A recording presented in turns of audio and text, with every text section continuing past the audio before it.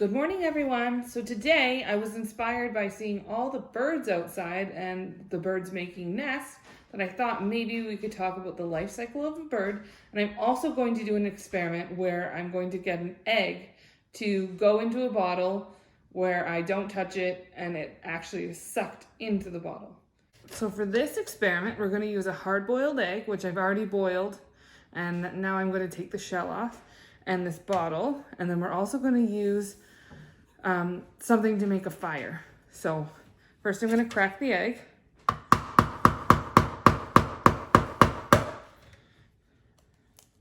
And peel it.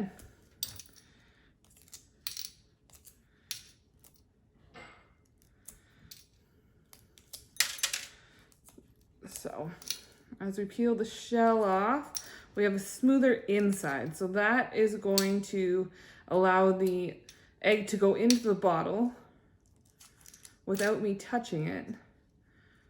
But it's not going to have as much friction because the shell is going to be removed. So we're going to peel this.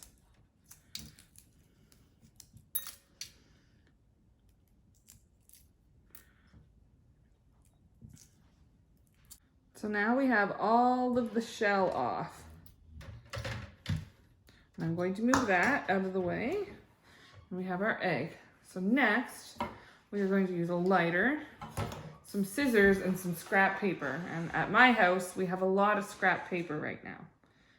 So now I'm going to cut a strip of paper that will fit in the bottle. So about 3/4 of an inch. I just want to make sure it fits really easily into that bottleneck, because we're going to throw it in while it's on fire. So you want to have enough space so you don't get burned. But this is something that if you want to do it at home, this is an adult job, or at least the starting a fire part is an adult job. You guys can definitely peel eggs. So I have a piece of paper, and I am now going to light it on fire right down here. I'm going to make sure it goes on, and I'm going to put the egg in. And it sucked it right in. So now I'm going to explain why the egg was sucked into the bottle. It kind of looked like magic, but it actually is science. So air pressure is the reason the egg moved into the bottle without us touching it. So when we started the experiment, the air pressure inside the bottle was the same as the air pressure outside of the bottle. After we placed the burning paper in the bottle, the air inside the bottle began to heat up and expand.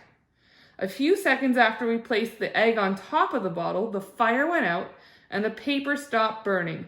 This caused the air inside the bottle to cool down and contract, so move in. When the air contracts, the pressure inside the bottle was less than the pressure outside the bottle. Then the higher air pressure outside pushed the egg down into the bottle. So the air pressure outside was more than the air pressure inside, and so it pushed that egg into the bottle. So I hope you guys thought that experiment was fun. So now we're going to learn a little bit about birds and their life cycle. So now we're going to read the book, A Nest Full of Eggs. Chirp, chirp, chirp. That is the song of a robin. It must be spring. Up in a tree outside my window, a pair of American robins are very busy. They are gathering dry weeds and twigs. They work carefully but quickly. It is almost time. The female weaves the weeds and twigs together with bits of mud that dry like glue. She adds more mud, pressing it with her breast into a cup shape. Then she lines the bottom of the cup with a bed of soft grass. There, the nest is strong, safe, and snug. Now it is ready. Over the next few days, the female robin lays 4 beautiful blue eggs in the nest. She is sitting on the nest now, keeping the eggs warm. Her mate is close by. He sings loudly, warning other robins to stay away.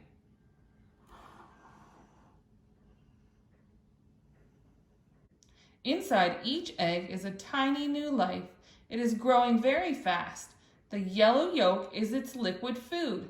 The clear albumin, which we call the white of an egg, is its watery cushion.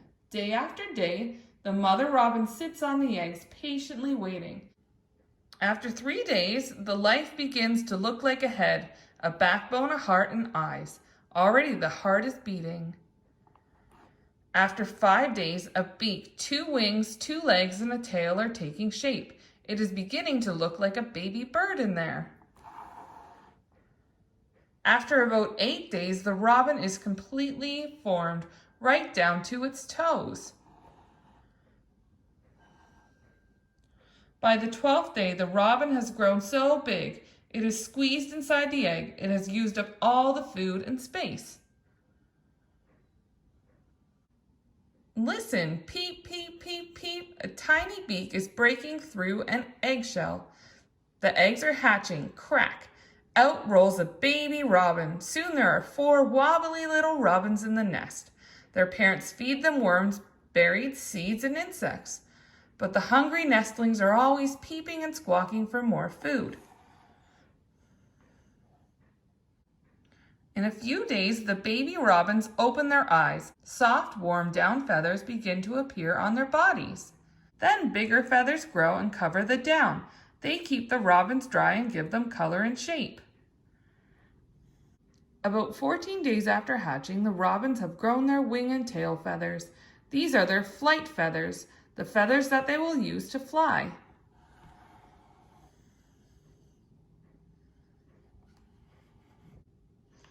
Feathers are light but very strong. They are what make birds so different from all other creatures on earth. Only birds have feathers. Feathers come in many sizes, shapes, and colors. So let's look at all the different feathers. There's a bird of paradise, a cedar waxwing, an oriole, a flamingo, a guinea fowl, a curlew, a peacock, which is right here, a blue jay, a parakeet, a mandarin duck, a regent parrot, crimson rosella, a pheasant, a herring gull, a house wren, a pheasant, and a macaw. Robins, like all birds, take good care of their feathers. They comb them and straighten them with their beaks. And they clean them by taking baths in water or dust. Now the young robins are ready to leave their nest, but they are not good flyers yet. They are still learning. For the next few weeks, their parents stay close to them and bring them food. Soon the robins are ready to fly and hunt on their own. Now they can take care of themselves. Next spring, they will find mates and have nests of their own. Birds live all over the world. There are about 9,000 different kinds. Each kind of bird makes a nest in its own special way. Birds usually hide their nests where they blend with nature's colors.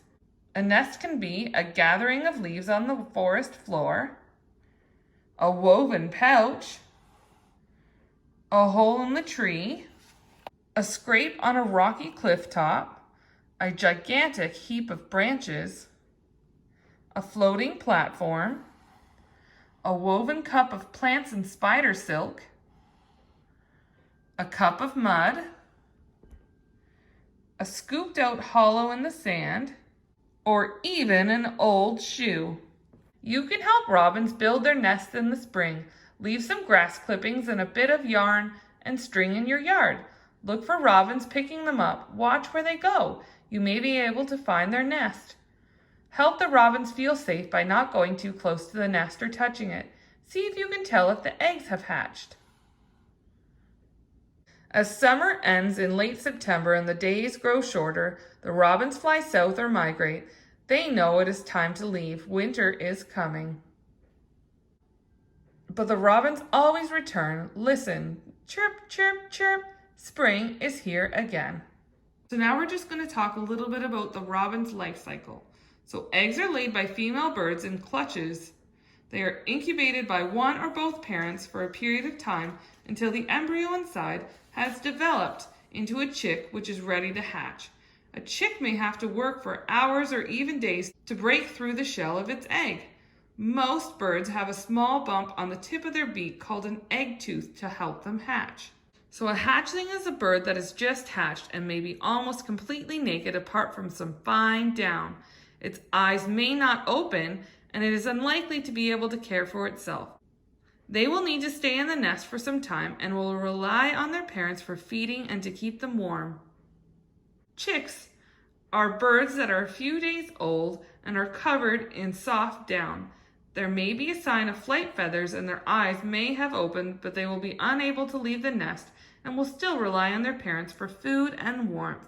So this is called a fledgling. Chicks that have developed flight feathers and wing muscles are known as fledglings. They will have started to explore outside the nest, but will still be under the care of their parents. Fledglings are fairly awkward and only are able to fly for short distances, but will be active and able to hop about. So this is an adult robin.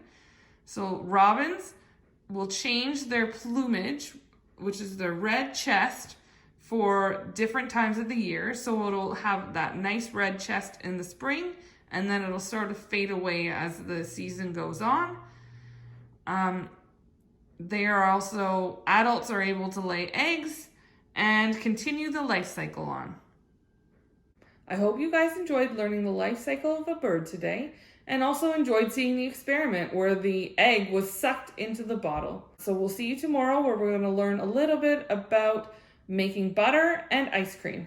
Bye guys.